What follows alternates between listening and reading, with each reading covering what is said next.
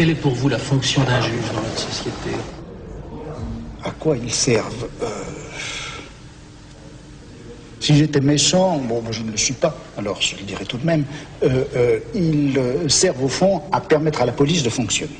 La justice, elle n'est pas faite pour autre chose que d'enregistrer au niveau officiel, au niveau légal, au niveau rituel aussi, ces contrôles qui sont essentiellement des contrôles de normalisation et qui sont assurés par la police. La justice est au service de la police, historiquement et de fait institutionnellement.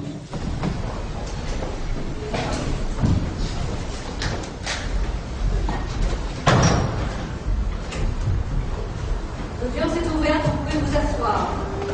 Alors au fond, quand le juge demande à l'accusé de se reconnaître coupable, d'accepter sa faute, littéralement de s'humilier devant lui, au fond, le juge, on a l'impression qu'il veut effectivement piétiner l'accusé. Moi je dirais, c'est tout le contraire, il lui demande un formidable service. Il demande à l'accusé de lui dire au fond ceci: eh bien oui, monsieur le juge, ce n'est pas tellement vous qui jugez, c'est la société tout entière, c'est cette société à laquelle j'appartiens, et par conséquent, si je réclame ma peine, c'est donc moi qui me punis moi-même, et ce n'est pas vous. Je vous innocente, vous, juge.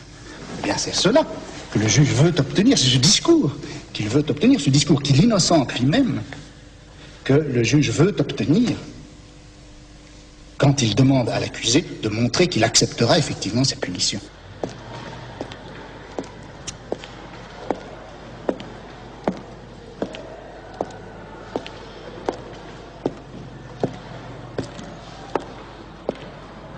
Je crois que ce qu'il faut analyser, c'est justement ce que veut dire ce mot humanité. En fait, je crois que ce qui était cherché, c'était une méthode, une manière à la fois raisonnable, rationnelle, économique d'exercer le pouvoir. Et il y avait dans la terreur et l'éclat des supplices une espèce de dépense politique, non seulement inutile, mais dangereuse, puisque très souvent les supplices suscitaient révolte, mécontentement, mouvement d'émeute, etc. Alors, on a cherché un moyen discret et absolument économique d'exercer ce pouvoir de punition. Et c'est à cette nouvelle économie du pouvoir qu'on a donné le nom d'humanité.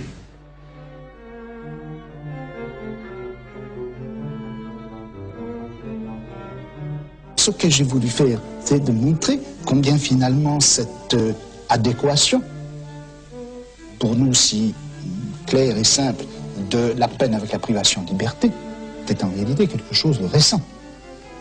Quelque chose de récent, c'est une invention technique qui a été, dont les origines bien sûr sont lointaines, mais qui a vraiment été intégrée à l'intérieur du système pénal et qui a fait partie de la rationalité pénale à partir de la fin du XVIIIe siècle. Et j'ai essayé d'interroger les raisons pour lesquelles la prison était ainsi devenue une sorte d'évidence dans notre système pénal. Le panopticon de Bentham est la figure architecturale de cette composition. On en connaît le principe. À la périphérie, un bâtiment en anneau, au centre, une tour. Celle-ci est percée de larges fenêtres qui ouvrent sur la face intérieure de l'anneau. Le bâtiment périphérique est divisé en cellules, dont chacune traverse toute l'épaisseur du bâtiment. Elles ont 2 fenêtres, l'une vers l'intérieur correspondant aux fenêtres de la tour, l'autre donnant sur l'extérieur, permet à la lumière de traverser la cellule de part en part. Il suffit alors de placer un surveillant dans la tour centrale et dans chaque cellule d'enfermer un fou, un malade, un condamné, un ouvrier ou un écolier. Le panoptique est une machine à dissocier le couple voir être vu. Dans l'anneau périphérique, on est totalement vu, sans jamais voir. Dans la tour centrale, on voit tout, sans être jamais vu. Dispositif important, car il automatise et désindividualise le pouvoir. Celui-ci a son principe moins dans une personne que dans une certaine distribution concertée des corps, des surfaces, des lumières, des regards. Dans un appareillage dont les mécanismes internes produisent le rapport dans lequel les individus sont pris. Peu importe par conséquent qui exerce le pouvoir. Un individu quelconque, presque pris au hasard, peut faire fonctionner la machine. À défaut du directeur, sa famille, son entourage, ses amis, ses visiteurs, ses domestiques même. Tout comme est indifférent le motif qui l'anime. La curiosité d'un indiscret, la malice d'un enfant, l'appétit de savoir d'un philosophe qui veut parcourir ce muséum de la nature humaine, ou la méchanceté de ceux qui prennent plaisir à épier et à punir. Le dispositif panoptique aménage des unités spatiales qui permettent de voir sans arrêt et de reconnaître aussitôt. En somme, on inverse le principe du cachot, ou plutôt de ses trois fonctions, enfermé, privé de lumière et caché. On ne garde que la première et on supprime les deux autres. La pleine lumière et le regard d'un surveillant captent mieux que l'ombre qui est finalement protégée. La visibilité est un piège.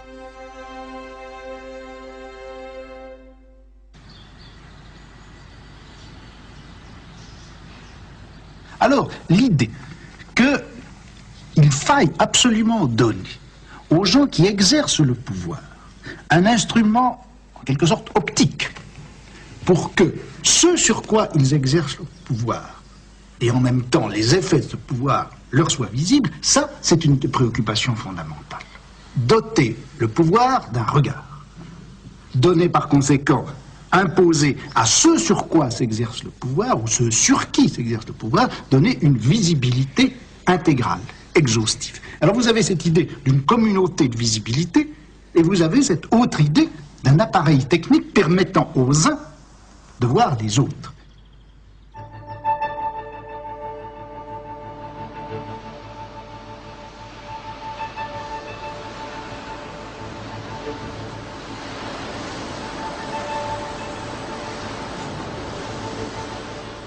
La mise en série des activités successives permet tout un investissement de la durée par le pouvoir. Possibilité d'un contrôle détaillé, d'une intervention ponctuelle, de différenciation, de correction, de châtiment, d'élimination en chaque moment du temps. Possibilité de caractériser, donc d'utiliser les individus selon le niveau qui est le leur dans les séries qu'ils parcourent.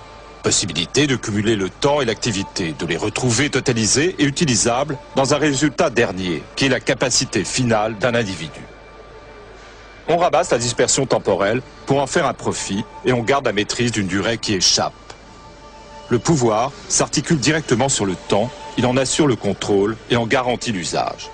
D'un mot, les disciplines sont l'ensemble des minuscules inventions techniques qui ont permis de faire croître la grandeur utile des multiplicités en faisant décroître les inconvénients du pouvoir qui, pour les rendre justement utiles, doit les régir. Une multiplicité, que ce soit un atelier ou une nation, une armée ou une école, atteint le seuil de la discipline lorsque le rapport de l'un à l'autre devient favorable.